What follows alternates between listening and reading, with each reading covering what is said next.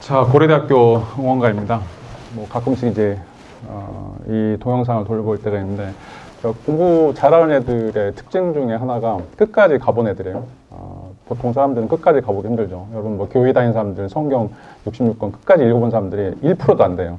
많은 사람들이 교회에 다니지만 실제로 성경을 66권 읽은 사람들, 여러분들 책도 마찬가지죠. 책을 끝까지 한번 읽어본 사람, 교과서든지 뭐가 든지 그런 사람들이 드물어요. 그러니까 끝까지만 읽어도 상위 10%에 이제 올라가게 되죠. 그래서 공부 잘하는 애들이 이제 그런 어떤 특징들, 뭔가 한번 끝까지 한번 밀어붙인다라고 하는 의미에서 어디 가든지 좀 사람들에게 강한 인상을 줄 수 있다라고 하는 게 좀 대표적인 강점인 것 같아요. 자, 근데 이제 그 중에서도 고려대나 이화여대 이런 애들이 굉장히 특수한 애들인데 얘네들보다 공부 잘하는 애들은 이제 서울대 가죠. 근데 고대 애들은 또 이대 애들은 전 세계 어디 가도 고대 향후에 또 이대 향후가 있어요. 그래서 굉장히 독특한 조직 문화를 가지고 있는데 그 문화 중에 하나가 뭐냐면 자기들이 신화를 쓴다고 생각을 해요. 여기도 나온 것처럼 우리의 함성이 신화가들이라고 했는데 여러분 이제 잘 생각해보세요. 윤석열 신화를 안 하죠. 윤석열이 서울대 나오셨는데 윤석열 신화라고 안 해요. 근데 홍준표 신화, 그 다음에 이명박 신화, 고대 나온 사람들 신화 쓰는 사람들 되게 많아요. 근데 왜 그럴까? 뭐 여러 가지 이유가 있겠지만 저는 이제 자기 최면이라고 생각을 해요. 그러니까 원래는 이제 우리 때만 하더라도 고대는 좀 돈 없는 애들이 많이 갔고 연대나 서울대는 돈 있는 애들이 과외해가지고 돈 좀 있는 애들이 그런 대학에 갔었는데 그러니까 이제 밑바닥에서 올라온 애들이죠. 우리가 개천에서 용난다고 그러는데 계속해서 자기 쇠뇌를 하는 거예요. 나는 특별하다. 그리고 나는 신화를 이룰 것이다. 라고 하는데 뭐 그것이 뭐 대학 4년 동안 또 그 이후에도 전국 어디에든지 가든지 또는 이제 전 세계 어디를 가든지 고대 향후에 이대 향후는 절대 빠지지 않아요. 달라야도 있을 거예요. 그런 어떤 결집력이 되게 강해요. 그래서 다들 무서워해요. 자, 그게 뭐예요? 자기 최면이에요. 나는 신화가 될 수 있다. 라고 하는 거죠. 자, 오늘 이제 주제가 자기 긍정심, 셀프 에스팀이라고 이제 이야기할 수 있는데 자, 우리가 어떤 행복을 추구할 때 가장 중요한 것들 중에 또 하나가 나 자신에 대해서 긍정적인 배려, 또 긍정적인 이해를 하고 있는가라고 하는 거죠. 우리가 첫인상 할 때도 이제 마찬가지로 이야기했었는데 정말 다른 사람들 많이 사랑하는데 나 자신을 사랑을 못해요. 나 자신은 용납이 안 되는 거. 나는 왜 이렇게 못생겼어? 왜 이렇게 나는 못났어? 왜 이렇게 나는 공부 못해? 왜 이렇게 나는 좀 루저야? 라고 하는 것 때문에 자꾸 자기 자신에 대해서 비하하는 이런 일들이 굉장히 많고 이것들이 어떻게 보면 여러분들이 행복할 수 있는데 그런 어떤 조건들은 다 갖추어졌는데 여러분 자신을 끊임없이 낭떠러지에 밀어넣는 그런 하나의 장애물이라고 이야기를 할 수가 있어요. 그래서 오늘 이제 이것들을 어떻게 극복해야 될지 실질적으로 이제 자기 이해 또 자기 존중이라고 하는 것들이 어떻게 가능한 건지 자, 이런 것들을 좀 생각해 보도록 하죠. 자, 왜냐하면 우리 뇌는 계속해서 반복하지만 현실과 이상을 구분을 못 해요. 여러분 뇌에다가 최면을 걸기 시작하면 나는 신화가 될 것이다. 여러분 반드시 신화가 될 거예요. 여러분들이 뭐 서울대 안 나왔대도 내가 서울대 간다 그러면 제가 한 세네 번 거짓말하면 자기가 서울대인 줄 알아. 우리 뇌가 그렇게 돼 있어요. 마찬가지로 여러분들이 어떤 마음의 태도, 어떤 머릿속에서 이상을 그리느냐라고 하는 것이 여러분들이 앞으로 살아갈 길들을 직접 만들어 간다고 생각할 수가 있어요. 그래서 여러분들이 뭐 다양한 이제 생각들, 여러분 자아상에 대해서 셀프 이미지라고 그러죠. 자아상에 대해서 많은 꿈들을 이제 꾸게 될 텐데 중요한 것은 여러분들의 삶을 어떻게 설계할 것인가. 그리고 이제 대부분 다 무의식적으로 여러분들을 자꾸 위축시키는 이제 그런 것들이 있는데 그런 것들을 또 어떤 방식으로 우리가 해결할 수 있을 것인지 자, 이번 시간에 좀 다루도록 해보죠. 자, 첫 번째 주제는 이제 자기 이해의 발달적 변화라고 이제 이야기를 할 수가 있어요. 자, 이제 자아라고 하는 것이 데카르트가 이야기했던 것처럼 딱 태어나자마자 완성되는 게 아니에요. 자아는 18개월 전후로 해서 36개월까지 형성이 돼요. 그래서 아이가 4세 전까지는 자아라고 하는 게 없어요. 그리고 그 이후에도 여러분 이제 청소년기까지 쭉 어떤 방식으로 이제 성장하느냐에 따라서 자아가 변해가는 그런 어떤 모습들을 볼 수 있고 특별히 이제 이거는 이제 뇌과학이라든지 신경과학에서 이야기하는 것들을 좀 살펴보면 자, 주변에서 어떤 방식으로 자극을 주느니까 또 어떤 방식으로 자기를 이제 주형하는가에 따라서 얼마든지 자아들이 바뀌고 또 그런 의미에서 이제 성숙한 자신의 모습들을 이제 보여줄 수 있다라고 이야기를 할 수가 있어요. 자, 그래서 영아 때는 대략 이제 18개월 정도 해서 기본적으로 이제 자기 이해, 그러니까 내가 있다라고 하는 것들을 느끼게 되죠. 왜냐하면 이제 18개월 전까지만 하더라도 아이는 엄마하고 똑같은 몸을 입고 있다고 생각을 하고 있어요. 그래서 아이하고 엄마하고는 구분이 안 돼요. 근데 이제 18개월 정도 지나게 되면 아이가 자기 자신에 대해서 뭔가 스스로 느끼는 이런 어떤 과정들이 이제 생겨난다라고 이야기를 할 수 있고, 자, 그래서 이제 처음으로 자기 몸에 대해서 지각들이 이제 이루어지게 되죠. 이게 이제 초기 아동기라고 이제 이야기할 수 있는데, 그래서 신체적인 부분 중에 어떤 지점 또 어떤 놀이에 대해서 굉장히 집중하게 돼요. 그래서 이제 실험들 중에 아예 이제 코에다가 립스틱을 이제 묻혀놓고 아이가 몇 번이나 코를 의식하면서 닦는지 이런 것들을 살펴보면 아이가 그때부터 자기 몸에 대해서 신경 쓰기 시작한다는 거죠. 자, 그전까지는 이제 먹고 자고 싸고, 자, 이게 이제 동물적인, 어떻게 보면 이제 식물적인 삶들을 하게 되는데, 아이가 18개월 이후부터는 자기 몸에 대해서, 눈이나 코나 입에 대해서 뭔가 초점을 갖기 시작하게 되고, 그리고 그런 것들을 통해서 뭔가 좀 그 애착들이 이루어지는 것들이 이제, 등장하게 돼요.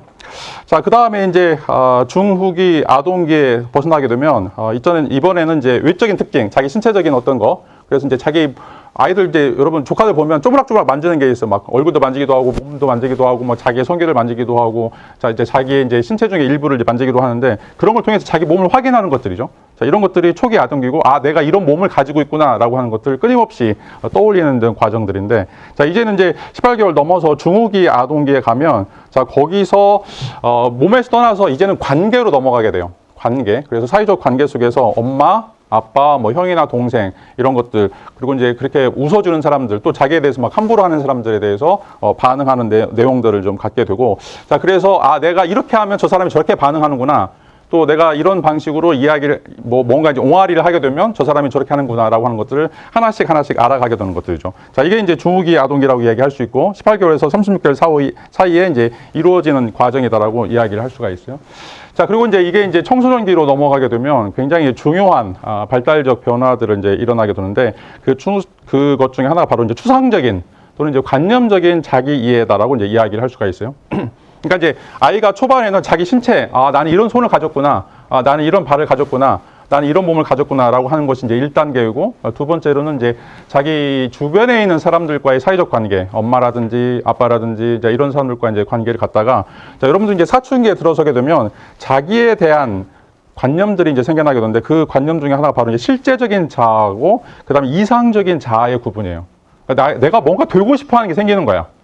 그 전까지만 하더라도 뭐 다른 사람들에 대해서 별로 생각하지 않았는데, 자 이번에는 그것들이 이제 내면화되기 시작하면서 스스로 자기 자신에 대해서 꿈을 꾸기 시작하는 거죠. 자 이게 이제 꿈을 꾸는 것이 굉장히 중요해요.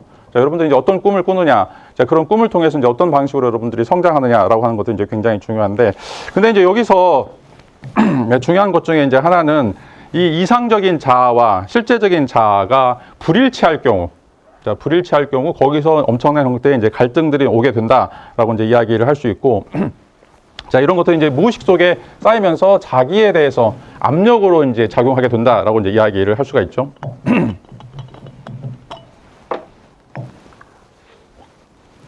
특별히 여러분들이 이제 청소년기 때 핸드폰이라든지 SNS가 굉장히 중요한 역할을 미치는 게 그거예요. 왜냐하면 이제 이상적 자아를 왜곡시킬 수가 있어요.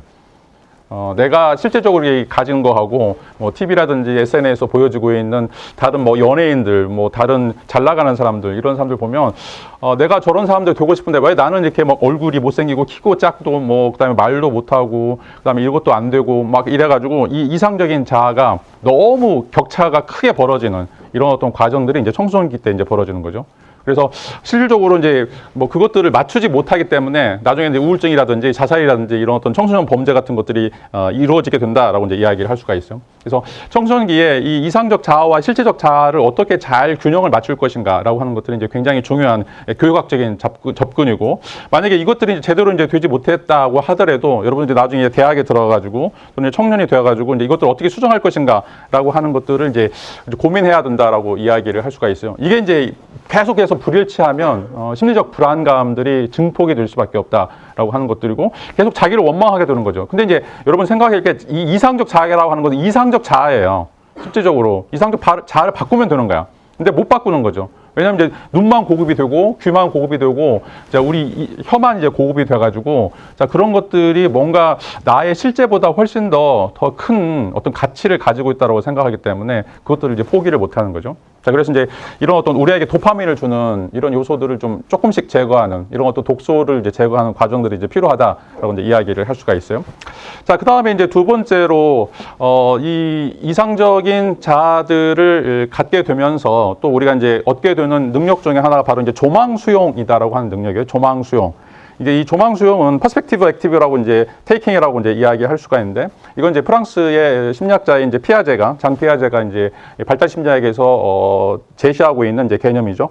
자, 이 개념은 자기 자신이 항상 에고센트릭 돼 있던 것들을 좀 영역을 넓혀서 이제는 이제 다른 사람들에 대한 이해, 또 사회적 관계에 대한 이해, 이것들을 포괄적으로 갖게 되는 과정들을 이 조망적 수용이다라고 이야기할 수가 있어요. 그래서 내가 아니지만 다른 사람들이 이 상황에서 이 문제에서 어떻게 생각하고 또 어떤 방식으로 반응할지에 대해서 자, 우리가 그 사람들의 사고나 감정을 이해할 수 있는 능력들이 청소년기에 길러지게 돼요.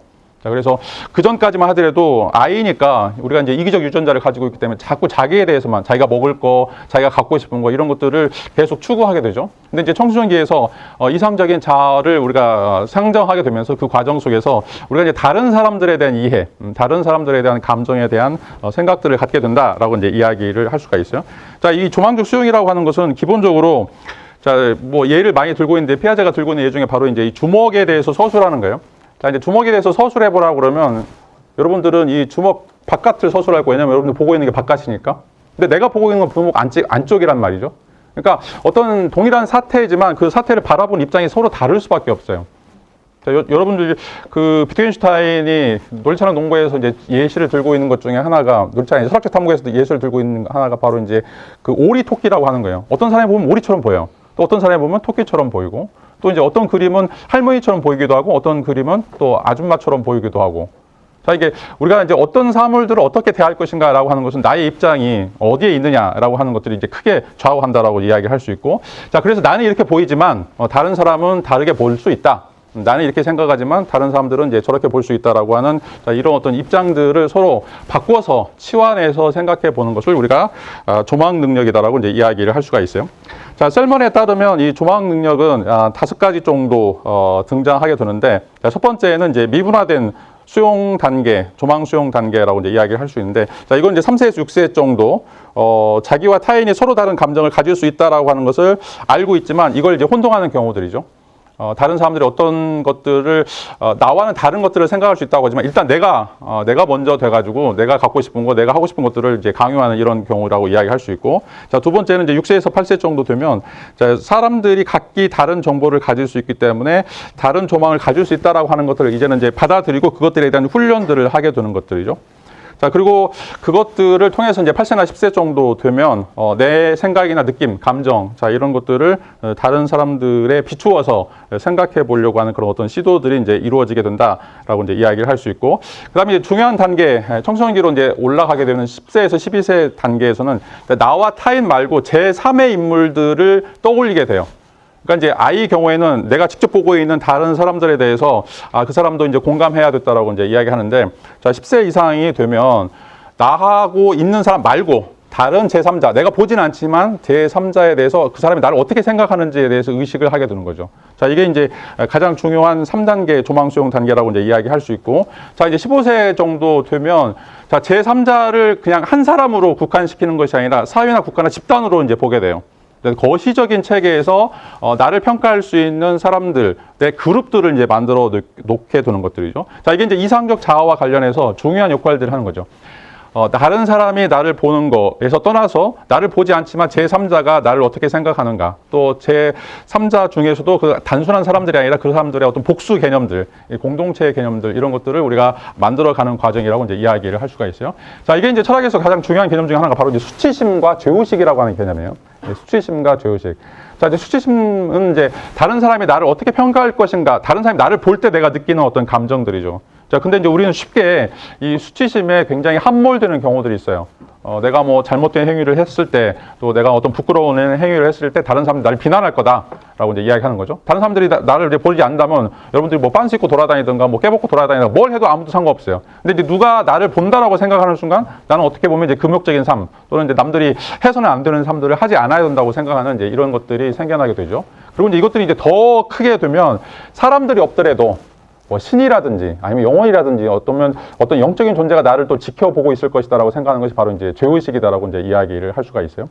자, 이제 이런 과정으로 여러분들 이제 자아 개념들이, 나에 대한 개념들이 단순하게 나의 신체, 또 이제 나를 보고 있는 어떤 그 사람들, 뭐 부모든지 나의 주변에 있는 그런 사람들, 또 뿐만 아니라 사회적인 사람들, 들을 이제 상정하게 되고, 그 다음에 더 나아가서 신이 어떻게 보는지, 아니면 우주의 원리가 나를 어떻게 보는지, 이제 이런 것까지 팽창된다라고 이제 이야기를 할 수가 있어요. 그래서 이제 자아라고 하는 개념이 단순하게 나의 신체, 또 내가 갖고 있는 어떤 지근지척에 있는 사람들의 관계로만 끝나는 것들이 아니라 이게 굉장히 포괄적으로 확장이 된다라고 하는 것들을 우리가 생각해 볼 필요가 있어요. 그래서 나라고 하는 것은 단순하게 여기 있는 지금 이런 시간과 이런 공간에 있는 나뿐만 아니라 내가 지금 어떤 방식으로 이렇게 제3자를 구축하고 안 보이는 거죠. 그리고 세계를 구축하고 또 신까지 구축하는 이런 것들과 다 아울러 있다라고 이제 이야기를 할 수가 있어요.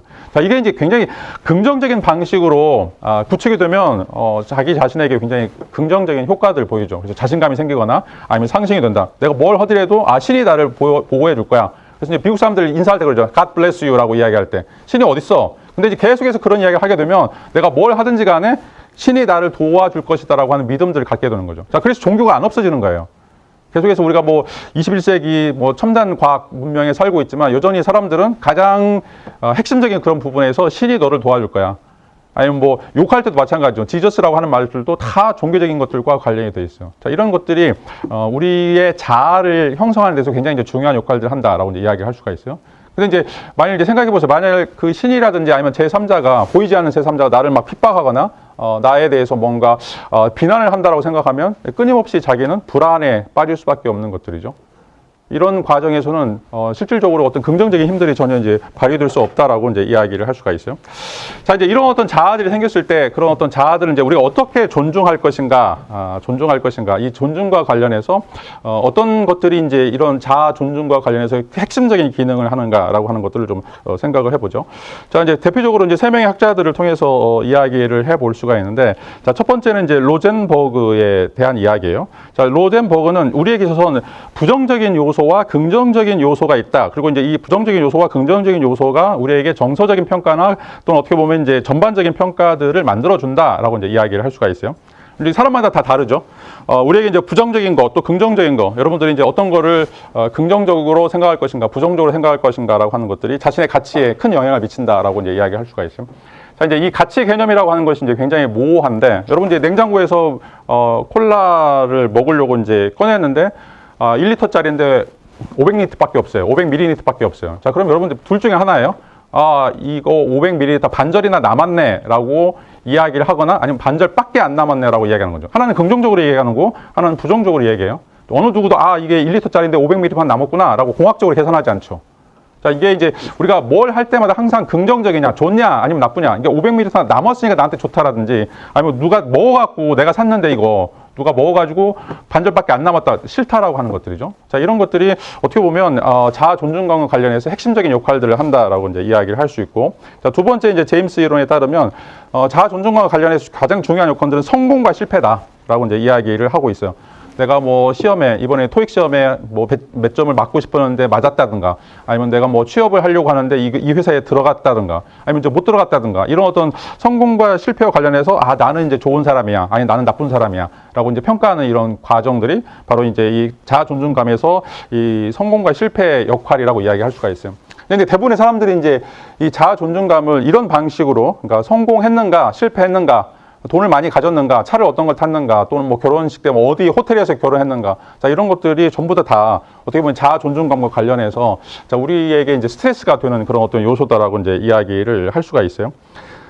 자, 그 다음에 이제 브랜든에 따르면, 이 사람은 이제 또 다른 이야기를 하고 되는데, 여기서는 이제 삶의 도전에 대해서 이야기하고 있어. 내가 삶을 도전하고 있는가, 아니면 삶을 수동적으로 받아들이고 있는가라고 하는 것이 어떻게 보면 이제 자아 존중감과 관련해서 핵심적인 요소다라고 이야기를 할 수가 있어요. 자, 성공과 실패하고는 달라요. 자, 성공을 하든 실패를 하든 내가 끊임없이 새로운 일들에 도전하고 있는가, 나 자신을 새롭게 계속 업데이트하고 있는가라고 하는 문제죠. 어떻게 보면 실패할 때도 있고 어떻게 보면 성공할 때도 있어요. 자, 우리가 이제 과학기술이라고 하는 게 보면 실제적으로 그냥 성공 사례들만 보여주고 있기 때문에 이 과학기술이라고 하는 게 낙관적으로 생각하는데, 그 과학기술을 이루기 위해서 수많은 사람들이 수많은 시간들을 실험실에서 보고 있어요. 자, 수십 번의 실패를 통해서 또는 수백 번의 실패를 통해서 그런 어떤 성공에 도달하는 것들이죠.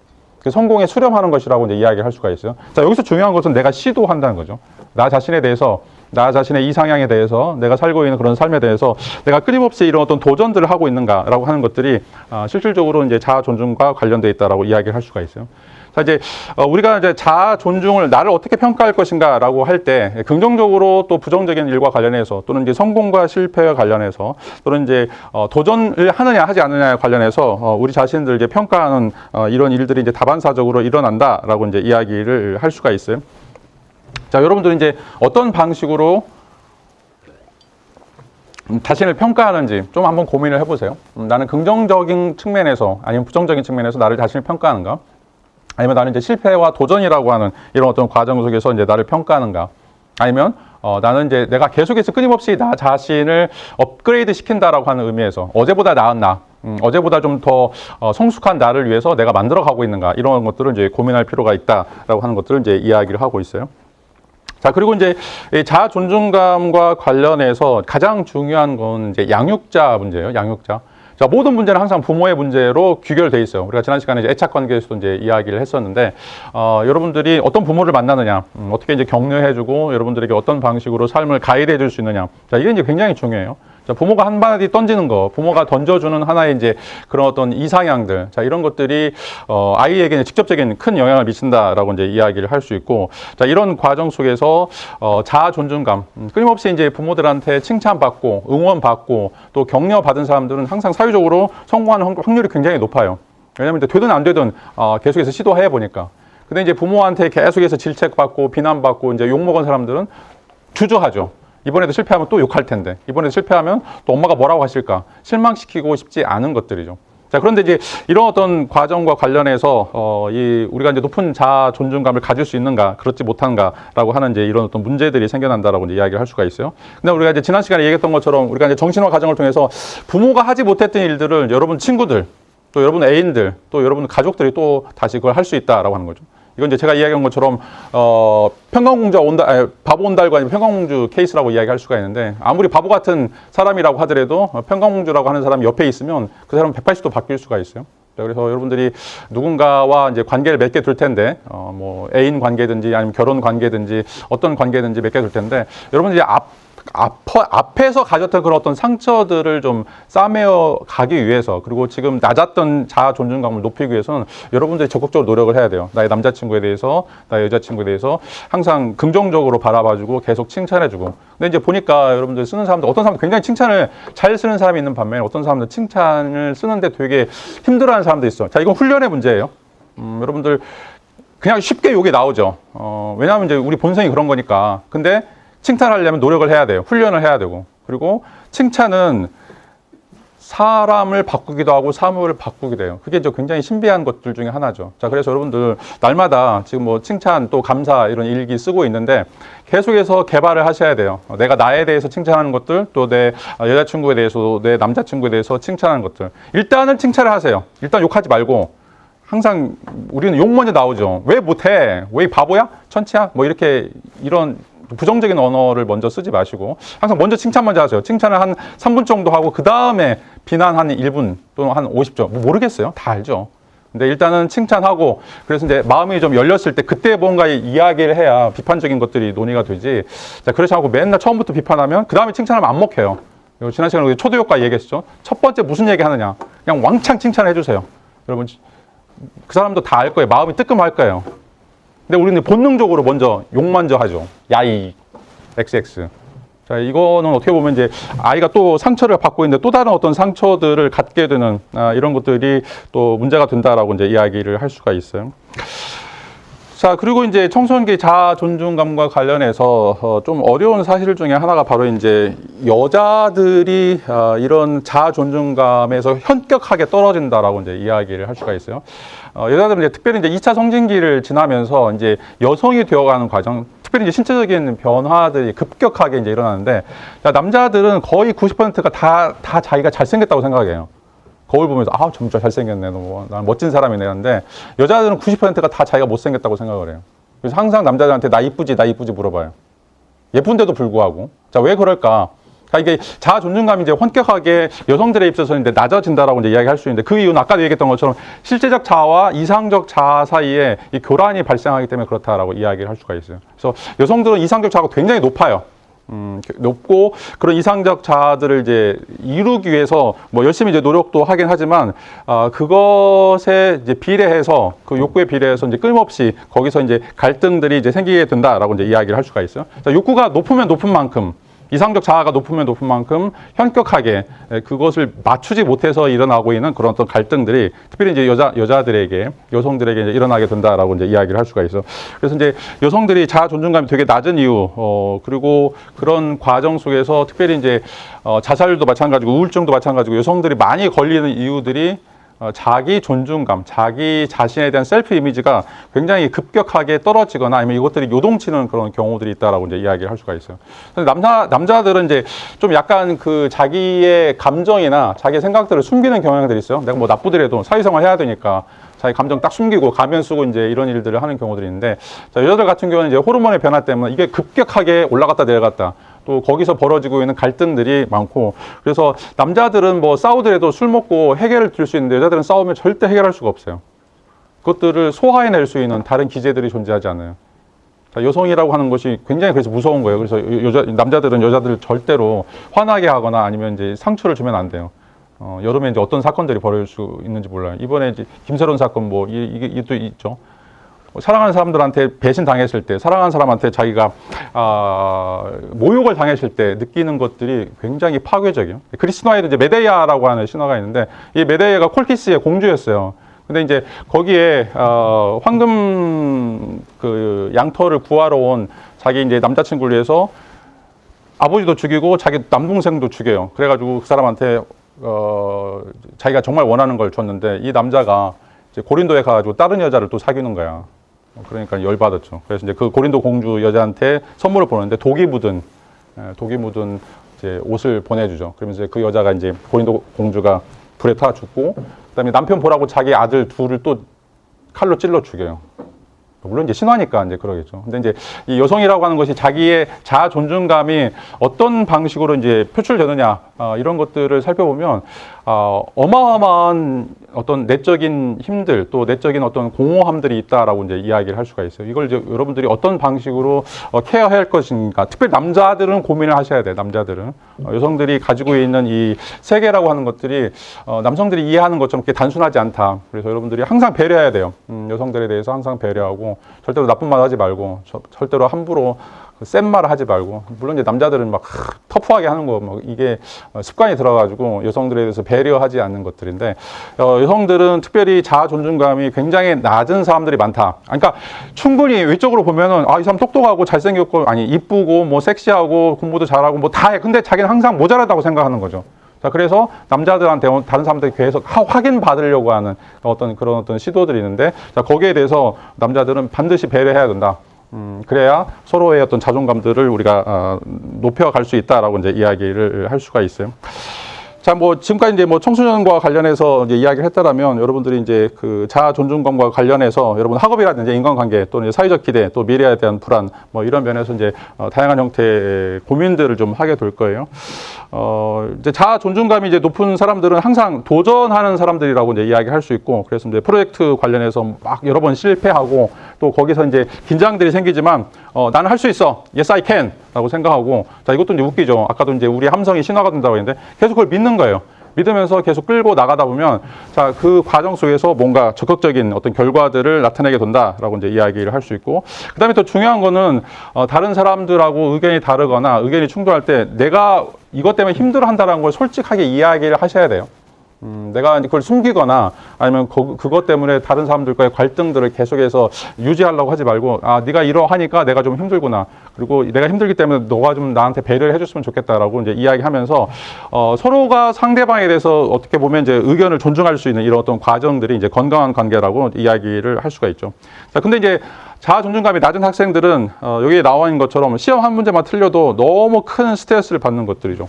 그리고 이제 발표 수업 할 때도 제가 이제 다른 수업도 발표 수업 이제 많이 시키는데, 그때도 이제 스트레스 받아가지고 발표를 못하는 사람들 많이 있어요. 왜냐하면 남들이 나에 대해서 어떻게 평가할까. 그래서 와가지고 막 말 더듬기도 하고, 막 식은땀 줄줄 흘리기도 하고, 그러면서 먼저 자기 자신에 대해서 평가하는 거죠. 나는 못해, 나는 할 수 없어. 뭐 이런 식으로 이야기를 할 때, 자기 자존감들이 이제 크게 떨어진다라고 이야기할 수 있고, 또 이제 여러분 이제 SNS 하는 이제 것들도 좋은 면도 있지만 나쁜 면들은 자꾸 이제 누가 좋아요 눌러주나, 누가 나한테 댓글 달아주나, 그 댓글도 어떻게 보면 이제 좋은 댓글인가 아니면 이제 그렇지 않은 댓글인가, 자, 이런 것들에 대해서 이제 고민하는 경우들이 있죠.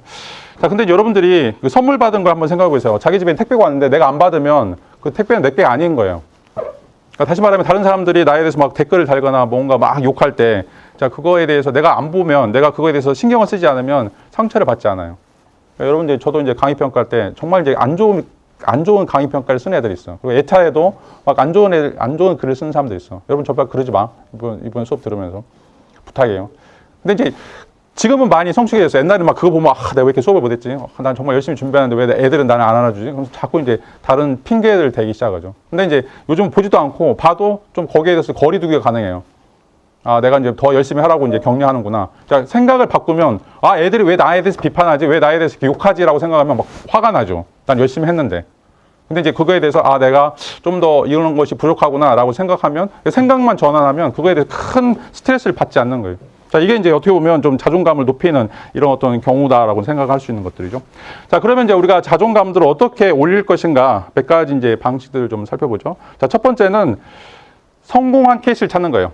아주 작은 거라도 내가 성공했던 케이스. 내가 이게 수학 문제 풀었네. 이걸 남들 잘 못 푸는 문제는 내가 한번 풀었어. 해답지 안 보고 한번 풀었어. 해답지하고 좀 다른 방식으로 한번 풀었어. 라고 하는 거. 내가 턱걸이 10개를 한번 해봤어. 라고 하는 것들. 여러분들 뭐든지 다 성공 케이스들이 있어요. 자, 그런 성공 케이스들을 좀 행복 노트에 적어보든지 아니면 이것들을 한번 계속해서 누적적으로 한번 적어보세요. 자, 그러면 이제 놀라운 일들이 벌려요. 왜? 내가 해본 거기 때문에. 여러분들 이제 해본 거나 익숙한 거는 굉장히 자신 있게 할 수가 있어요. 여러분들 이제 오사카 가거나 아니면 이제 중국 베이징에 갈 때도 마찬가지. 처음 갈 때는 되게 다 힘들죠. 근데 한번 갔다 오면 내가 한번 갔다 왔으니까 이건 할 수 있어라고 이제 이야기하는 거죠. 자, 이제 남자들이 어떻게 보면 인생을 그래도 험한 세상을 갔다 올 수 있는 이유가 뭐냐면 군대 갔다 왔기 때문에. 자, 군대라고 하는 것은 인간의 삶 중에 가장 험악하고 가장 더럽고 가장 추악한 거예요. 제 경험상. 군대 가서 행복한 사람들 없어요. 그래서 악몽은 다 군대 꿈을 꾸는 거예요. 다시 군대 끌려가는 꿈. 자, 근데 이제 그런 경험을 해봤기 때문에 뭘 하든지 간에 두렵지가 않아. 군대보다 안 좋은 게 없거든. 군대에서 만난 인간들보다 더 쓰레기들은 없거든. 내가 다 겪어봤어. 그러니까 자신감 있게 하는 것들이죠. 자, 이게 이제 어떻게 보면 내가 작은 성공들을 했는가, 그 성공들을 계속해서 복귀해보면, 내가 이거 했으니까 이것보다 조금 어렵긴 한데 그래도 해볼 수 있을 것 같아. 라고 생각한다면 여러분들 과감하게 이제 도전할 수 있는 것들이죠. 자, 그리고 실패를 여러 번 해보는 거. 실패를 여러 번 해보는 이런 걸 우리가 이제 건강한 실패다라고 이제 이야기할 수 있는데, 이 실패라고 하는 것은 어떻게 보면 여러분들이 성장할 수 있는 기회예요. 자, 가만히 있으면 절대로 여러분들은 성장할 수가 없어요. 우리가 이제 첫 시간에 얘기했던 것처럼 연력학 제2법칙, 그 다음에 진화법칙, 이건 여러분 가만히 있으면 다 썩어요. 여러분들 계속해서 움직여야 돼요. 다른 것들과 상호 에너지를 주고받을 때 여러분들이 뭔가 행복해지거나 성장할 수 있는 것들이죠. 자, 아이를 계속해서 방 안에다 방치한다고 생각해 보세요. 아이가 성장할 수 있을 거라 생각해요? 아니에요. 애를 계속 내보내야 돼요. 그래서 벨기에에 내가 이제 한 10몇 년 동안 살았는데 벨기에에서는 초등학교 4학년 때까지 절대로 숙제를 안 내줘요. 왜? 그때는 사회적인 학습을 해야 되기 때문에 놀아야 돼요, 놀아. 계속 신체적인 접촉을 하거나. 근데 이제 우리나라처럼 막 유치원 때부터 막 영어 유치원 보내고 막 뭐 학원을 막 10대 개씩 돌리고, 이게 미친 나라야. 자, 여러분들이 정말 행복하고 싶으면, 자, 건강한 실패. 뭐 엄청나게 스트레스 받지 않고, 이거 해봐서, 저거 해봐서, 이런 것들을 좀 다양한 형태의 경험들을 쌓는 게 중요하다. 그래서 여러분들, 학교에만 있지 말고, 지난 시간에 얘기했던 것처럼, 뭐, 교환학생도 좀 다녀오고, 또 해외여행도 좀 다녀와 보고, 자, 그래서 해외여행도 뭐, 그냥 찬란한, 뭐, 완전히 좋은 그런 경험만 아니라, 거기서 막 돈도, 여권도 잃어버리고, 다른 사람들한테 막 맞기도 하고, 또 막 뭔가 다양한 에피소드들이 있어야 돼요. 자, 그래야 여러분들이 성공해요. 자, 이런 어떻게 보면 이제 건강한 실패를 통해서 여러분들이 성장할 수 있는 그런 어떤 기회들을 이제 마주할 수 있다라고 생각할 수 있고, 그 다음에 이제 또 다른 거는 자기 자신에 대한 긍정적인 대화예요. 첫 시간에도 얘기했는데, 지금도 마찬가지로 저는 아침에 일어나서 화장실에서, 거울을 보자마자 김유한, 나 너 사랑해 3번씩 얘기해요. 저도 엄청나게 콤플렉스가 많은 사람이에요. 근데 그렇게 하면 나한테 긍정적인 게 돼요. 오늘 하루도 열심히 살아보자. 라고 하는 화이팅이 되는 거죠. 자, 여러분들도 다 나름대로 이제 불평,불만 있을 거예요. 자기 자신에 대해서. 근데 거울 보고 말하세요. 난 너를 사랑해. 자, 이 긍정적인 효과. 아까도 얘기했죠? 뇌가 착각한다고. 내가 뭐 하는지, 어떤 말을 하느냐에 따라서 계속 그걸 사실이라고 믿게 돼요. 그래서 여러분들 신화를 쓰는 거죠. 내 함성이 신화가 되리라. 나의 스토리가 신화가 된다고 반드시 될 거예요. 그걸 계속해서 그것들을 떠안고 나가는 것이 굉장히 이제 중요하다라고 이제 이야기할 수 있고, 그 다음에 이제 중요한 거는 절대로 다른 사람과 비교하지 않기. 비교할 건 어제의 나와 비교하는 거예요. 어제에 대해. 내가 어제 단어 100개 외우기로 했는데 100개 외웠는가? 이거를 해야지. 뭐 영어 1등급 맞는 애들, 막 토익이나 막 이런 만점 맞는 애들, 그런 애도 비교하면 절대 안 돼요. 자, 여러분들이 비교할 거는 내가 정말 성실한 삶을 어제에 비례해서 오늘 또 했는지, 또 내일 또 살 것인지, 이런 과정들이 굉장히 중요하다라고 이제 이야기를 할 수가 있죠. 자, 그 다음에 이제 쉬는 시간이 없을 거니까 여러분들 확실히 화장실 가고 싶은 사람들은 좀 갔다 오세요. 자, 그 다음에 이제 그 자존감과 관련해서 우리가 몇 가지 이제 영역들을 좀 나눠서 생각을 해볼 수가 있는데, 자, 우리가 이제 영역 자존심과 전반적인 자존심이 있어요. 영역 자존심과 전반적인 자존심이 있는데, 자, 전반적인 자존심은 우리 인격 전체를 통괄해서 보는 것이고, 자, 영역 자존심이라고 하는 것은, 영역별 자존심이라는 것은 어떤 특정한 분야와 관련해서 자기 자신에 대해서, 예를 들어 뭐 운동이라든지 학업이라든지 아니면 뭐 미모라든지 신체라든지 이런 어떤 특정한 부분에서 자기에게 이제 마음에 안 드는 게 있을 수 있어요. 그러면 전반적으로 보면, 종합적으로 보면 자기는 굉장히 좋은 사람이야. 멋있는 사람들이고 꽃처럼 향기를 내뿜는 그런 사람이에요. 근데 조금 공부를 못한다고, 조금 뭐 스포츠를 잘 못한다고, 조금 뭐 몸이 좀 이상하다라고 자기 자신을 비하하는 그런 경우들 있죠. 자, 근데 자연은 공평해요. 어떻게 보면 여러분들은 원숭이처럼 나무를 잘 올라가는 사람도 있지만 물고기처럼 수영을 잘하는 사람도 있어요. 자, 근데 내가 무조건 원숭이처럼 나무에 잘 올라가야 된다, 아니면 내가 물고기처럼 수영을 잘해야 된다, 이거는 욕심이거나 아니면 그건 잘못된 생각인 거죠. 나한테 주어져 있는 나의 네이처가 무엇인가, 나의 본성이 무엇인가, 이게 이제 전반적인 자존감이고, 거기서 내가 못하는 것들, 내가 이제 물고기니까 당연히 나무에 잘 못 올라가죠. 올라가고 싶어도 올라갈 수가 없어요. 자, 근데 그거에 대해서 스트레스 받으면 안 돼. 왜? 나는 물고기니까. 물속에서 잘 놀 수 있는 것들을 찾아야 되죠. 그래서 아까도 얘기했던 것처럼 여러분들 대표 강점을 찾아야 돼요. 내가 뭘 잘하지? 뭐에 대해서 관심 있지? 내가 뭘 하고 싶어 하지? 자, 여러분들 인생 100년 사는 거예요. 그리고 딱 한 번밖에 살 수밖에 없어요. 자, 남들이 좋아하는 거, 나는 물고기인데 자꾸 남들은 그 산에 올라가거나 아니면 뭐 나무에 올라가는 걸 좋아한다고 해서 내가 거기에 가야 되는가? 그건 미친 짓이에요. 여러분들이 좋아하는 거, 여러분들이 할 수 있는 거, 물속에서 할 수 있는 것들을 찾으셔야 돼요. 자, 그게 뭐 그 상대적으로 좋고 나쁘고 이런 문제가 아니라 어떻게 보면 여러분 자아 이미지와 관련되어 있다고 이야기할 수가 있어요. 여러분 자신을 만들어가는 그런 의미에서 굉장히 중요한 역할들을 한다라고 이제 이야기를 할 수가 있어요. 자, 이제 이게 이제 불일치하거나 하면 이것들을 통해서 여러분들이 스트레스를 이제 받게 될 때 자존감 수반성이라고 하는 것들이 나타나게 돼요. 이 자존감 수반성이라고 하는 것은 여러분들 특정 영역이든지 아니면 이제 그 일반적인 영역에서 어떤 것들을 잘 해 나갔을 때 높은 형태의 이제 자존감이 나오는 반면에, 또 그 영역에서 잘못하게 되면 또 그 자존감이 이제 나락으로 떨어지는, 자, 이런 것들을 이제 자존감 수반성이다라고 이제 이야기를 할 수 있죠. 높낮이가 이제 존재한다라고 이제 이야기할 수가 있는데, 자, 이제 그래서 여러분들이 영역을 잘 선택을 할 필요가 있어요. 그래서 사회가 원하는, 그러니까 자본주의라든지 아니면 이제 이 세상이 안 좋은 게 여러분들의 영역이 아닌데 자꾸 여러분들이 이걸 해야 된다라고 그 영역으로 이제 밀어붙이는 것들이죠. 어떤 사람들은 막 공부를 열심히 해가지고 성공할 수도 있고, 어떤 사람들은 뭐 연예인처럼 뭐 자기 어떤 재능을 통해서 살려갈 수도 있고, 어떤 사람들은 체육인처럼 자기의 연공을 이제 영역을 채워갈 수 있는데, 자, 여러분들은 이제 내가 뭔가 확실하게 자기 자신에 대해서, 자기의 정체성에 대해서 준비가 되어 있지 않고 그것들을 확실히 이해하지 못한다면 이게 내 영역인가 영역이 아닌가라고 하는 것들을 좀 고민할 필요가 있죠. 그래서 이제 여러분 점검을 해봐야 돼요. 내가 지금 뭔가 계속해서 실패하고 있다, 내가 계속해서 뭔가 아픔이 있다라고 하면 내가 가고 있는 영역이 나한테 맞는 것인가, 내가 정말 나한테 어울리는 옷을 입고 있나라고 생각을 해보셔야 돼요. 자꾸 아닌데, 내 사이즈가 아닌데, 내 사이즈가 아닌 옷을 입고 있거나 아니면 나의 어떤 나의 맞춤형 색깔이 아닌데 내가 그 색깔을 좋다고 좋은 것처럼 보여서 가고 있지 않나라고 하는 것들을 좀 고민할 필요가 있죠.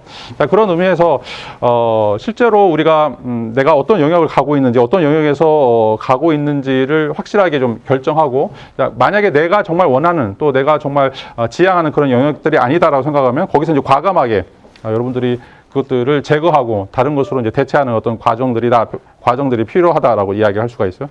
특별히 이제 영역별 자존심에서는 이제 학업이라든지 외모, 또 대인관계, 운동 능력, 자, 이런 것에서 여러분들이 잘하는 게 있고 못하는 게 있어요. 잘하는 게 있고 못하는 게 있고, 그리고 그것 중에서도 어떤 것이 나의 영역인가, 라고 하는 것들을 생각을 해보고, 지금 이제 잘 안 되고 굉장히 버퍼링이 심하다고 생각하면 빨리 영역을 바꾸셔야 돼요. 빨리 영역을 바꾸시고, 오히려 이제 그 여러분들이 가지고 있는 에너지, 그런 힘들을 거기에 정말 내가 잘할 수 있는 그런 분야에 투여를 해야 된다라고 이제 이야기를 하는 거죠. 자, 그리고 이제 여러분들은 지혜롭게 해야 되는데, 그 지혜롭게 하는 것 중에 하나가 바로 이제 틈새 시장이에요. 틈새 시장. 여러분들 이제 인정받고 싶고, 여러분들 1등을 하고 싶으면 남들이 1등 하는 것에 들어가면 안 돼. 왜냐면 그 1등까지 올라가기 위해서는 엄청난 많은 시간들이 필요하죠. 그게 이제 만시간의 법칙이에요. 뭐든지 전문가가 되려면 만시간이 필요해요. 만시간이 필요하다는 건 하루에 3시간씩 하면 10년이 걸려요. 하루에 10시간씩 하면 3년이 걸리고. 자, 그 정도 노력을 안 하면 여러분들 전문가라고 할 수가 없어요. 모든 게 다 마찬가지예요. 자, 그러니까 지금 막 1등 가는 사람들을 쫓아가려고 여러분들이 거기에 만 시간을 투자해야 돼. 그렇게 올라가려면. 그러지 말고 여러분 틈새를 찾으세요. 남들이 안 하는 거. 남들이 안 하는 공부 분야, 남들이 안 하는 스포츠 분야, 남들이 안 하는 어떤 대인 관계. 자, 거기에 들어가면 여러분들 조금만 노력하면 1등을 할 수가 있어요. 자, 이제 그런 과정들이 필요하죠. 그러니까 저도 이제, 원래는 이제 전공이 서양 고대 철학인데, 서양 고대 철학, 그리스 이제 로마 철학이죠. 근데 이제 우리나라에는 서울대 애들이 공부를 잘해. 그리고 이제 그쪽에 연구자들이 굉장히 많이 모여 있어요. 그래서 내가 이제 서양 고대 철학 하면 절대로 1등 할 수가 없어. 자, 그래서 제가 택한 게 이슬람 철학이에요. 이슬람 철학 아무도 안 해요. 국내에 저 혼자 유일하게 독보적인 학문 분야예요. 그래서 이슬람 관련되면 중동 관련 철학하면 다 저한테 와요. 왜? 나 혼자밖에 없으니까. 나 혼자 하는 건 이제 스트레스 안 받아. 내가 뭘 하든지 간에 다 논문 게재 가요. 왜? 몰라. 왜냐면 그거 하려면 아랍어를 알아야 되거든. 아랍어 아는 사람들이 그렇게 많지가 않아요. 자, 여러분들이 노리는 것도 그렇게 돼야 돼요. 여러분 정말 최고가 되고 싶다라고 하면, 물론 이제 여러분들이 비축되어 있는 능력이 있거나 아니면 뭔가 정말 보여주고 싶은 그런 능력이 있다면 해야죠. 만 시간 투자하세요. 그거 필요해요. 그래서 여러분들이 서울대 가야 되겠다 그러면 사수를 하든 오수를 하든 서울대 가세요. 난 그게 필요하다고 생각해요. 근데 그렇게까지 가치가 없다고 생각하면 틈새를 노리세요. 남들이 안 하는 것들. 남들이 안 하는 것들 하면 여러분들이 금방 몇 년 정도 공부하고 노력하면 그것들을 뚫을 수가 있어요. 근데 여러분들한테 이야기하고 싶은 건 지금 이제 세계는 넓어요. 그래서 세계로 가야 돼요. 그러니까 저 아는 사람, 제가 이제 지난번에 아이를 데리고 하버드에 한번 갔었는데, 거기에 이제 서강대 영문과 나오고, 거기에 이제 행정대학원에서 공부하는 사람이 있어요. 근데 이제, 뭐가 되고 싶으냐, 이거 맞추고 이제 서울에 들어가서 대학 교수가 되고 싶으냐라고 이제 물어봤더니 자기는 아니라는 거예요. 자기는 이제 WHO 사무총장이 되고 싶다는 거예요. 그러니까 옛날에는 상상도 못 했죠. 근데 이제 자기가 계속해서 해외에서 20년 계속 이제 돌아다니면서 해보니까 할만하다는 거죠. 왜 아프리카에도 사무총장 되는데 왜 대한민국 사람이 못 돼? 라고 하는 거죠. 영어도 문제가 안 돼. 옛날에는 막 영어만 잘해야 했는데, 영어가 아니라 자기가 뭔가 이제 그 현장, 필드에서 하는 어떤 능력이 있으면 될 수 있다고 생각하는 거죠. 그러니까 그런 일자리 너무 많아요. 그러니까 여러분 전주에만 있지 말고, 대한민국에 있지 말고, 세계로 눈을 돌리세요. 정말 할 일이 많고, 사람들이 너무 부족해. 이제 이런 의미에서 여러분들이 이제 영역별 자존감을 어떤 방식으로 이제 이어갈 것인가라고 하는 것들을 이제 고민할 필요가 있다라고 이제 이야기를 할 수가 있어요. 근데 이제 영역별 자존감이 낮은 사람들은 자꾸 이 자기 실수, 또 굉장히 사소한 실수, 여기에 이제 함몰하게 돼요. 자, 여러분 쿨하게 번져버리세요. 내가 아까도 얘기했죠. 건강한 실수라고 하는 건 정말 필요해요. 여러분들이 성장하기 위해서는 이것도 먹어보고 저것도 먹어봐야 돼요. 자, 근데 이것 먹었다고 막 펑펑 울고 또 저것 먹었다고 펑펑 울고, 그럼 아무것도 못 먹어 나중에. 자, 여러분들 두 손을 가지게 된 이유는 뭐냐면, 두 손 중에 하나는 비우라고 하는 이야기예요. 무언가를 쥐우면 하나는 비워야 돼요. 자, 그것들이 여러분 실패예요. 주어지는 실패들이죠. 다양한 실패들을 해봐야 그 다음에 다른 것들을 더 찾고 추구할 수가 있어요. 자, 그래서 한번 실수를 했다고 해서 나는 못해, 나는 부족한 사람이야, 이렇게 받아들이지 말고, 나는 계속해서 실수하면서 성장할 수 있어 라고 이제 이야기하면서 그것들을 극복해 나가는 것들이 필요하고, 그 다음에 이제 계속해서 이야기하지만 여러분 최면을 걸어야 돼요. 나는 소중한 사람이다. 나는 나를 사랑한다. 여러분들을 칭찬하는 사람들은 별로 없을 거예요. 그러니까 여러분 스스로 여러분 자신을 칭찬해 줘야 돼요. 다른 사람들은 성공했을 때 막 칭찬하죠. 이 사람 이걸 했어요, 저걸 했어요. 그렇지 않다고 하더라도 가장 힘든 순간에도 여러분들이 여러분 자신을 지켜주는 파수꾼의 역할을 하면서 내가 너를 사랑한다라고 하는 것들이죠. 자, 우리가 이제 종교를 믿는 것도 마찬가지예요. 우리가 예수님이나 부처님 믿는 것들을 뭐냐요? 자기를 위로해 줄 수 있는 유일한 존재. 남들이 다 욕해도, 자기 부모들이 욕해도, 자기 친척들이 욕해도 예수님은, 부처님은 나를 욕하지 않고 나를 품어줄 것이다 라고 하는 믿음 때문에 우리가 종교를 가는 거예요. 사람들 굉장히 힘들어요. 외로워요. 지금은 사람들을 참아주지 않아요. 돈이 없으면 여러분 병원에 가서 치료도 못 받는 세상이에요. 옛날 허준처럼 막 인수를 베푸는 사람들 없어요. 법관들도 마찬가지고 400만 원, 500만 원 안 주면 우리 변호를 해주잖아요. 근데 너 가서 죽어라고 하는 거죠. 응접실에서 응급 환자가 죽어도 의사들 눈알 깜짝하지 않아요. 그러니까 사람들 기다려주지 않죠. 기다려주잖아요. 그런 사회를 살고 있는데 그래서 여러분들 스스로 자기 자신을 위로할 줄 알아야 돼요. 자기 자신을 안아주고 자기 자신을 포용해주고 자기 자신에 대해서 따뜻한 말을 해줄 수 있는 거. 자, 이게 어떻게 보면 이제 전반적인 자기 자신을 이제 이어갈 수 있는 것이다라고 이야기를 할 수가 있죠. 자, 그래서 여러분들이 이제 영역별 자존감들을 끊임없이 계속 개발하고 잘못된 영역적인 자존감이라면 여러분들이 빨리 영역을 대체해서 이것들을 꾸준히 이제 늘려 나갈 때 전반적인 형태의 자존감이, 이건 전반적인 나 자신에 대한 셀프 이미지가 이제 높아져 가는 것들이죠. 자, 이런 의미에서 자기 자신은 어떻게 보면 이제 행복한 이런 어떤 삶들을 살 수 있다라고 이제 이야기를 할 수가 있어요. 자, 그 다음에 또 중요한 이제 차이점 중에 하나가, 자, 외현적 자존감과 암묵적 자존감이에요. 자, 외현적 자존감은 지표로 알 수가 있어요. 그래서 어떤 행동들을 보면서 이 사람이 성공했으니까, 또 긍정적 이미지를 가지고 있으니까 이런 의미에서 굉장히 자존심이 세구나, 아니면 자존심이 높구나라고 이제 이야기를 할 수 있는데, 그 반대가 바로 이제 암묵적 자존감인데, 이 암묵적 자존감은 지표로 나타나지 않아요. 이건 이제 자기도 모르는 사이에 무의식적으로 일어나는 거죠. 그러니까 무의식적으로 어떻게 보면 이제 자존감을 높이는 그런 어떤 방식이거나, 아니면 무의식적으로 어떻게 보면 자기 자존감을 낮추는 이런 어떤 방식이다라고 이야기를 할 수가 있어요. 자, 이런 과정들을 이제 살펴볼 때 실질적으로, 자, 많은 사람들이 이런 어떤 암묵적 자존감은 잘 생각을 하지 못하고 그냥 외현적 자존감만 이제 의존해서 자기 자신을 이제 평가하는 경우들이 있는데, 자, 우리 안에 내재하고 있는 자기 자신의 이미지, 우리 삶 속에서 나를 지배하고 있는 나의 또 다른 자, 이걸 이제 알테르 에고라고 이제 이야기를 하고 있는데, 이 자아가 어떤 방식으로 나를 통제하는가, 또 규정하는가, 이런 것들이 실질적으로 내가 어떤 일들을 할 때 긍정적인 효과 또는 부정적인 효과들을 이제 만들어내는 그런 어떤 방식이다라고 이야기를 할 수가 있어요. 자, 그 외현적 자존감하고 암묵적 자존감이 이제 모두 높은 사람들은 항상 자기 자신이 좋다고 생각하죠. 자기 자신의 마음에 든다고 생각하고 자기 자신을 사랑하고, 또 그런 의미에서 일을 일을 하는 사람들이라고 이제 이야기를 할 수 있고, 자, 외현적 자존감은 높지만 이제 암묵적 자존감이 이제 낮은 사람들은 방어적 자존감을 가지고 있어요. 그러니까 이제 자존감이 세다라고 이제 이야기하는 사람들인데, 이런 사람들은 남한테 욕을 안 먹으려고, 다른 사람들의 손가락질을 당하지 않으려고 방어적인 기제들을 만들어내는 것들이죠. 그래서 다른 사람들의 어떤 비난을 내가 어떻게 피할 수 있을까, 그거에 대한 어떤 수단들을 찾는 것이 바로 이제 방어적 기제라고 이제 이야기를 할 수가 있어요. 자기 자신은 스스로는 알아요. 내가 너무나 자존감이 낮구나, 내가 너무 힘들구나. 근데 다른 사람 앞에 보여서는 세게 보여야 돼. 그래서 막 옷도 비싼 거 입고 차도 비싼 거 타고 뭐 아파트도 좋은 거 타고, 근데 실제로 나의 마음은 공허해. 그거로 커버가 안 되는 것들이죠. 자, 이게 이제 외현적 자존감은 되게 높지만, 저 사람들 굉장히 사회적 엘리트다라고 이야기하지만, 안에 조금 이야기해보거나 탐침 질문을 통해서 그 삶을 좀 나눠보면 마음은 너무 공허한, 너무 힘들고 너무 자기 자신에 대해서 초라한 그런 어떤 모습들을 보이는 사람들이 바로 이 방어적 자존감들을 갖고 있는 사람이라고 이제 이야기를 할 수가 있어요. 그래서 이제 말을 세게 하는 사람들, 이런 사람들 보면 특별히 이런 어떤 방어적 자존감 때문에 자기 자신에 대한 어떤 비하적인 그런 내용들을 좀 갖게 되는 것들이죠. 자, 그러면 이제 우리가 어떻게 암묵적 자존감을 높일 것인가라고 하는 거죠. 이건 이제 무의식적인 거기 때문에 훈련이 필요해요.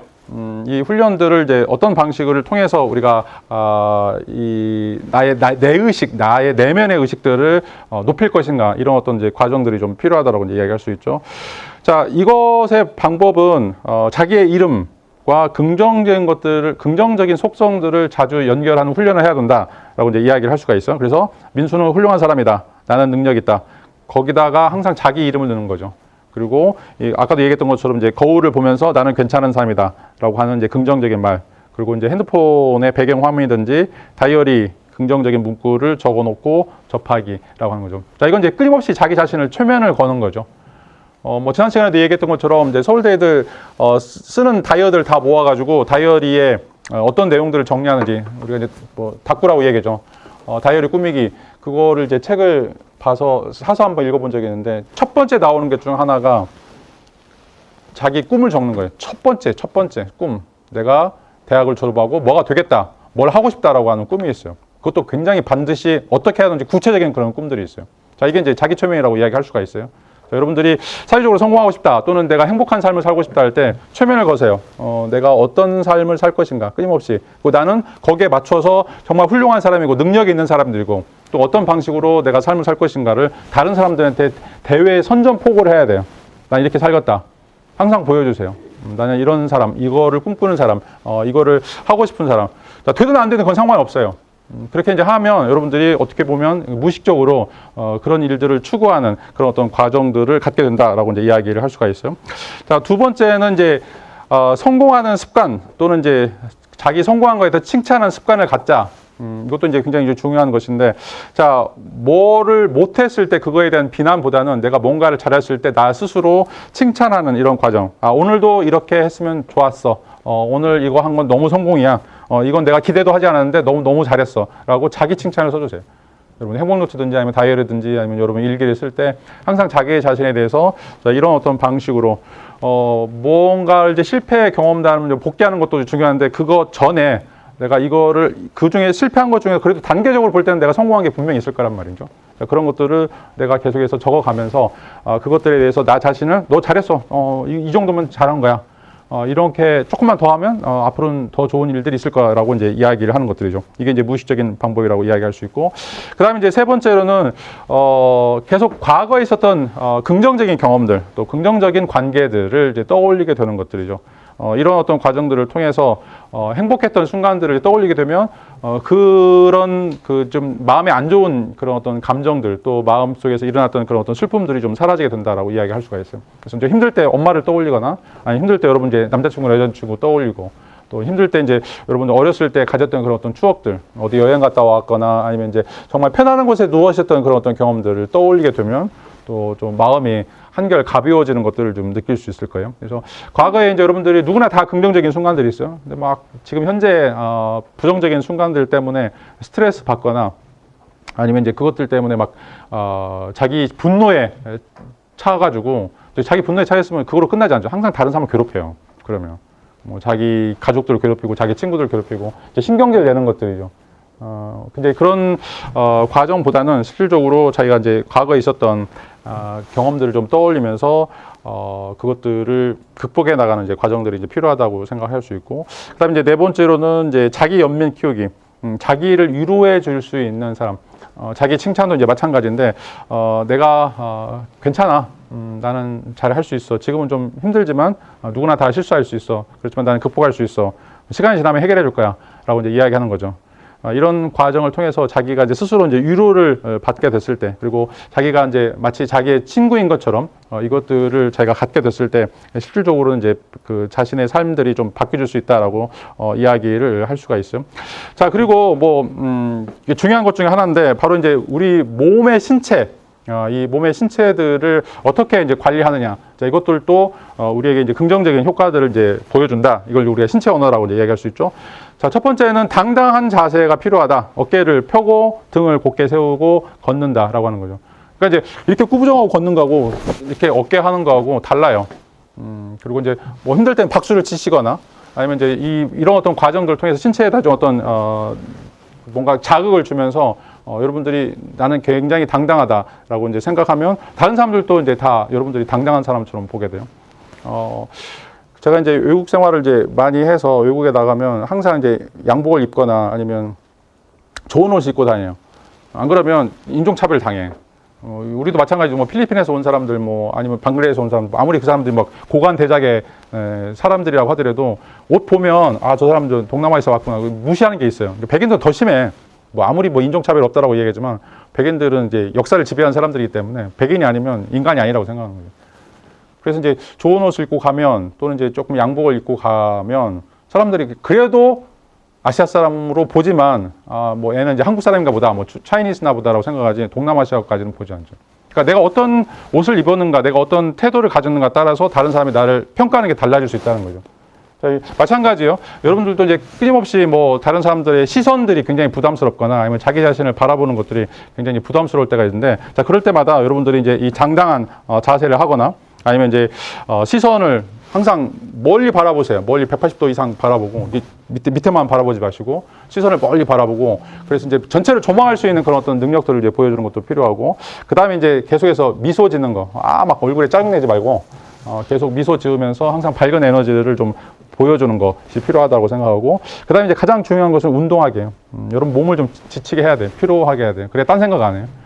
뭔가 몰입할 때 여러분 잘 아는 것처럼 뭔가 몰입할 때 항상 뭔가 마음의 안정이라든지 평안들을 좀 얻을 수 있기 때문에 이런 어떤 과정들을 통해서 여러분들 실질적으로 좀 그 긍정적인 삶을 살 수 있다라고 이제 이야기를 할 수가 있어요. 뭐 오늘 좀 활동 때문에 시간이 늘어져 가지고 강의를 좀 간략하게 하려고 하는데 아까도 이제 그 청소년기와 관련해서 그 여성들의 이제 자존감이 굉장히 낮다라고 이제 이야기를 드렸어요. 그래서 남자들 같은 경우는 이제 뭐 좀 낯짝이 낯짝이 좀 두꺼워가지고 굉장히 긍정적인 거를 강조하지 않더라도 남자들은 대부분 다 좀 씩씩하고 또 뭐 술 한 번 마시거나 아니면 막 한번 이상한 짓 하면서 그것들을 탈탈 털어버리는 이제 경우들이 있는데, 자, 여성들 같은 경우에는 특별히 이제 그것이 큰 상처가 되거나 아니면 이제 깊은 어떤 무의식 쪽에 담겨 있는 그런 경우들이 이제 많이 있어요. 이제 이런 것들은 이제 어떻게 털어버릴 것인가라고 하는 것들이 이제 굉장히 중요한데, 자, 그런 내용들을 좀 담고 있는 소설이 바로 이제 샬롯 브론테가 쓴 제인 에어라고 하는 소설이에요. 이건 이제 영국의 빅토리아 시대에 한 여성이 이제 어릴 때부터 고아로 자라가지고 새로운 남편을 만나는 이런 과정들을 이야기하는데, 거기에 이제 있는 사회적 편견, 또 그 사회적 편견과 관련해서 자기가 갖고 있는 어떤 그 마음의 상처들, 이런 것들을 극복해가는 이제 소설이에요. 여러분 한번 꼭 읽어봤으면 좋겠고, 동영상까지 올렸는데 지금 다음 시간에 한번 보여주도록 하죠. 이게 이제 소설에 나오는 이제 몇 가지 구조들을 가지고서 여러분들에게 좀 설명을 드리고 좀 마치도록 하죠. 자, 제인은 나는 새가 아니에요. 그 어떤 그물도 나를 가둘 수 없어요. 나는 이제 자유로운 인간이고 독립적인 의지를 가지고 있어라고 이제 이야기를 하고 있죠.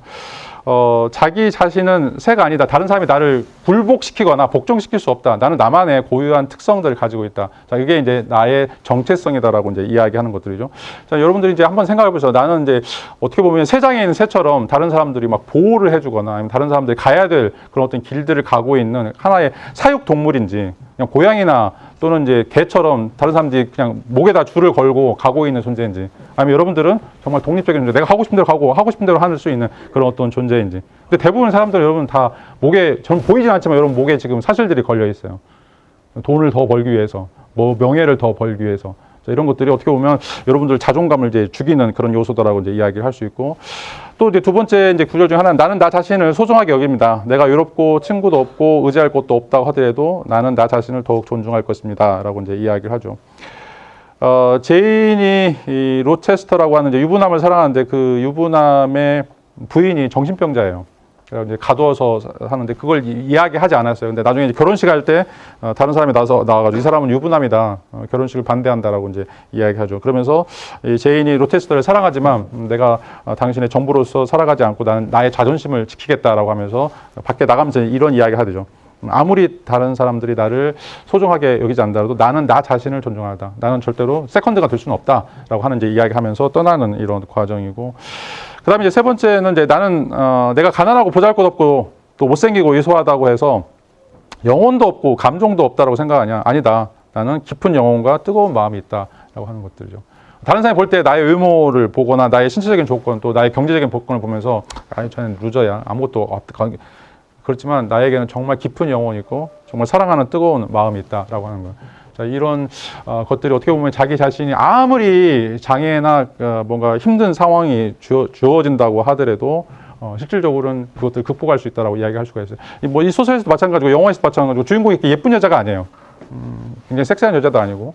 자, 그럼에도 불구하고 나에게는 어느 누구와도 바꿀 수 없는 깊은 영혼이 있고, 나는 누구라도 내가 사랑하는 사람들에서 나의 심장을 꺼내줄 수 있는 어떤 그런 뜨거운 마음이 있다라고 하는 그런 고백을 하는 거죠. 그게 이제 사람을 진정으로 인간답게 만드는 그런 요소다라고 이야기를 할 수가 있어요. 자, 그런 방식으로 자기는 세상에 맞서는 용기를 갖게 된다라고 이야기를 할 수 있고, 그래서 나는 나 자신을 존중하기 때문에 내 영혼을 절대로 팔지 않겠다라고 하는 거예요. 절대로 협상 같은 건 없다. 절대로 다른 사람들의 비율을 맞추는지는 않겠다라고 이야기를 하고 있죠. 자, 옛날에는 여러분 잘 아는 것처럼 이제 결혼이라고 하는 것은 계약이에요. 다시 말하면 경제적인 이익을 얻기 위해서 어떻게 보면 이제 자기 몸 또는 자기의 삶을 교환하는 거죠. 자, 그런데 나는 그런 결혼이라면 하지 않겠다. 하는 거죠. 내가 굶어 죽더라도 나는 내 영혼을 팔지 않겠다. 나는 나 자신에 대해서 정말 깊이 있는 어떤 목놓아 외칠 수 있는 그런 어떤 삶을 살겠다라고 이야기를 하고 있죠. 이제 마지막으로 독자의 나는 그와 결혼하였다. 이제 마지막에는 이제 제인이 로체스터와 결혼하게 돼요. 이제 그 부인이 정신병자가 이제 집에 불을 지르고 이제 집이 다 불타버리고 이제 로체스터 이제 뭐 손인가 눈까지 잃어버리게 돼요. 그래서 이제 혼자 있는데 제인이 이제 찾아가서 결혼을 하는 것들이죠. 내가 정말로 사랑하는 사람을 내가 사랑할 수 있을 때 그때 이제 결혼하게 되고 그리고 내가 원했던 그 목적을 마지막에는 달성했다. 뭐 이리 가고 저리 가고 돌고 돌았지만 내가 마지막 하고 싶었던 일을 하게 됐다라면서 정말 나는 행복하다라고 하는 어떤 고민들이 바로 이제 이 문장에 담겨 있는 거라고 이제 이야기를 할 수가 있어요.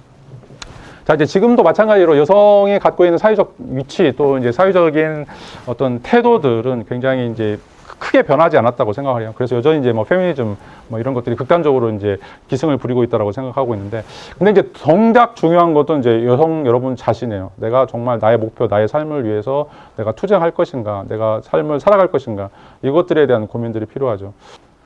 그래서 좀 아쉽다는 생각이 들어요. 자, 여러분 여기 이제 거의 한 70% 정도가 여자 학생들인데, 여러분 삶을 너무 쉽게 포기하지 마세요. 여러분 인생들. 여러분 정말 아름답고 멋있고 똑똑하고 정말 잘난 사람들인데 그냥 단순하게 결혼이라고 하는 거, 물론 이제 결혼을 해야 되지만 결혼이라고 하는 거 또 다른 것에 도망가지 마세요.